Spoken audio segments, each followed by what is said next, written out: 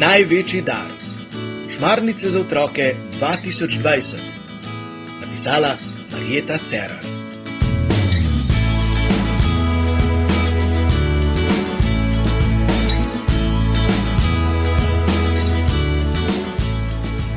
Triindvajseti dan šmarnic. Ves tvoj. Jezus nam naroča, da moramo biti med seboj prijatelji. Polonin brat Maks ima kar nekaj prijateljev.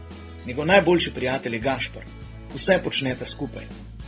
Nekega dne sta se hudo sporekla, ker se je Maks pri košarki stepal z Gašperjevim bratrancem Nejcem. Tišina je trajala kar 5 tednov. Čeprav je bil Maks jezen na Gašperja, ga je zelo pogrešal. Ni pa znal stopiti k njemu in se mu opravičiti. Po posredovanju župnika sta se Maks in Gašper le srečala in se tudi spravila. Danes vam bom pripovedovala o našem župniku Marku. Res je poseben človek. Je visoke postave, črnih las in modrih oči. Zelo rad kolesari, pleza, se igra družabne igre in poje. Velikokrat v roke vzame tudi kitaro. Je zelo pameten in mislim, da je prebral že veliko knjig. Rad ima ljudi in ves čas se jim trudi pomagati. Za vsakega najde prijazno besedo. Najraje pa ima Boga in Marijo.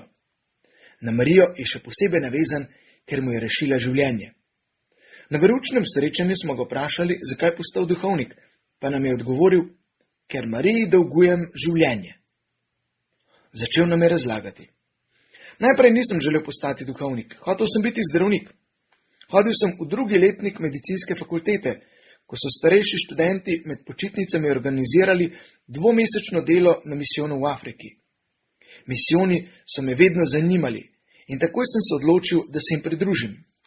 Misionari so ljudje, ki v tujih deželah učijo o Jezusu, Mariji in Bogu. Učijo jih tudi brati, pisati, pomagajo jim pri vsakdanjem življenju ter skupaj z njimi delijo dobro in slabo. Kot mlad zdravnik sem v tem videl priložnost, da se naučim veliko novega in spoznam svet. V Afriko, natančneje v Zambijo, sem potoval s skupino mladih, ki so za otroke na misijonu pripravljali oratorij. Med potjo smo se veliko pogovarjali in mladi so bili res polni energije. Ko smo prispeli v Zambijo, sem ugotovil, da bomo živeli in delali na istem misijonu pri slovenskem misionarju Patru Janezu. Prvih nekaj dni sem se navajal na novo okolje, potem pa je bilo delo zelo zanimivo in poučno. Ljudje so me popolnoma prevzeli. Njihova prijaznost in nasmehi so bili nalezljivi. Med delom sem opazoval tudi mlade, ki so se družili z otroki. Nekega dne sem se jim pridružil pri popoldanskih igrah. Igrali smo nogomet, ko me je nenadoma zaskelelo. Opazil sem, da me je nekaj pičilo, a se nisem preveč oziral na to. Tekmo sem odigral do konca.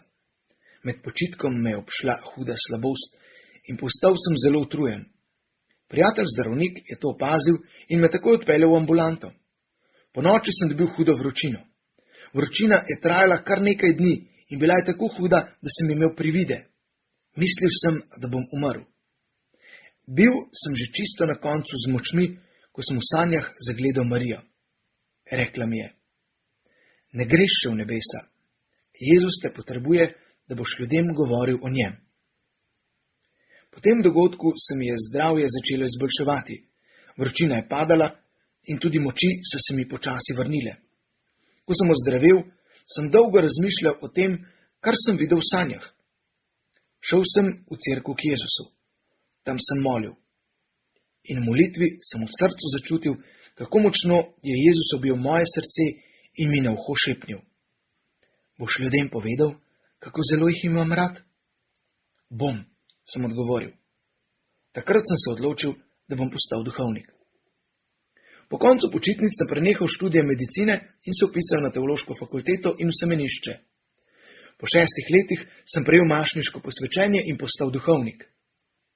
Ko sem obhajal novo mašo, sem si za svoje geslo izbral stavek Ves tvoj, ter tako vse svoje življenje in delo posvetil Mariji.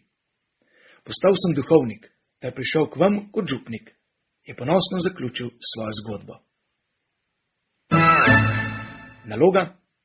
V svojih molitvah se spomni vašega župnika in vseh ostalih duhovnikov, ki živijo in delajo v vaši župniji.